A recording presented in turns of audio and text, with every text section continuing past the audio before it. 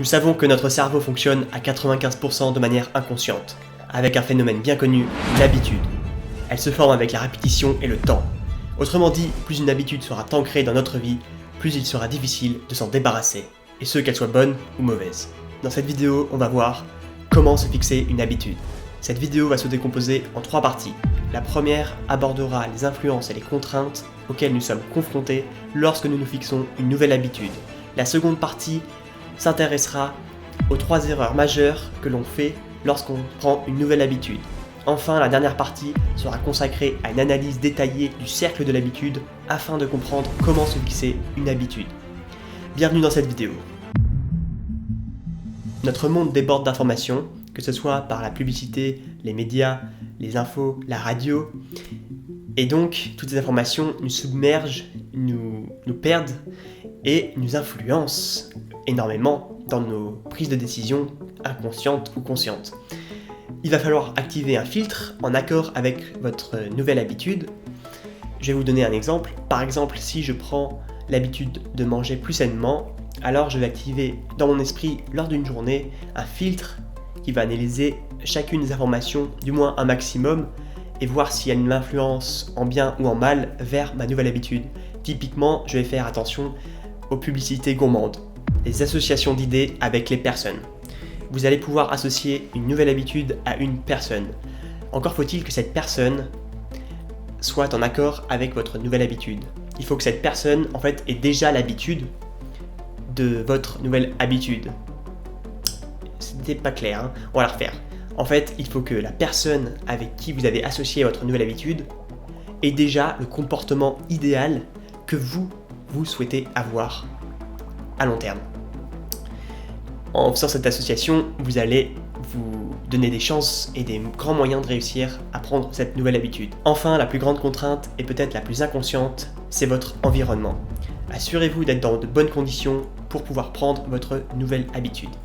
Si vous voulez l'améliorer, je vous renvoie vers cette vidéo qui va vous donner des clés pour pouvoir améliorer votre environnement.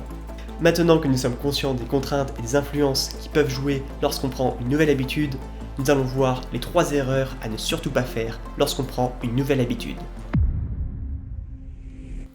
La première erreur, c'est de vouloir des résultats immédiats.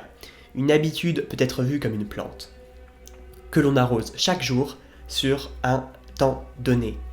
La plante va prendre du temps à pousser. Vous ne verrez pas les changements au jour le jour. Vous n'allez pas voir la plante grandir. Une habitude, c'est exactement pareil. N'attendez pas des résultats immédiats, mais prévoyez long terme et soyez patient.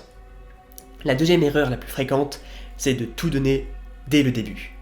Donner toute son énergie dès le début vous épuisera et vous empêchera de garder une nouvelle habitude. Enfin, la troisième erreur, mais pas des moindres, c'est de ne pas rattacher sa nouvelle habitude à sa routine préexistante. Si vous ignorez ce fait très important, vous allez perdre du temps, vous allez vous mettre dans des conditions difficiles et vous allez empêcher cette nouvelle action d'entrer dans votre inconscient, ce qui est essentiel pour créer une habitude. C'est ce qu'on va voir maintenant, le cercle de l'habitude, comment se construit une habitude. Comment se construit une habitude ? On peut dessiner un cercle avec 3 phases.